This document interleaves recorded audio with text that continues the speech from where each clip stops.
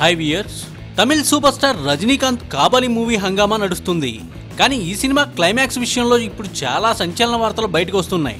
ఈ స్టోరీని చెబుతున్నప్పుడు రంజిత్ ఈ కథలో నెగిటివ్ క్లైమాక్స్ని చెప్పారట. దానికి రజనీ ఓకే అన్నారు, కానీ ఆయన కూతురు సౌందర్య మాత్రం సంతృప్తి చెందలేదట. ఈ క్లైమాక్స్ మార్చి తీసుకురావాలని కోరినా అతను తీసుకురాలేదు. రజనీకాంత్ మాత్రం ఆ క్లైమాక్స్కే ఫిక్స్ అవుదామని అన్నారట. సరే అని అది నెగిటివ్ ఎండింగ్తోనే సినిమా తీసేశారు. తమిళ జనాలు యాంటీ క్లైమాక్స్కి ఎలాగోలా కనెక్ట్ అవుతారు.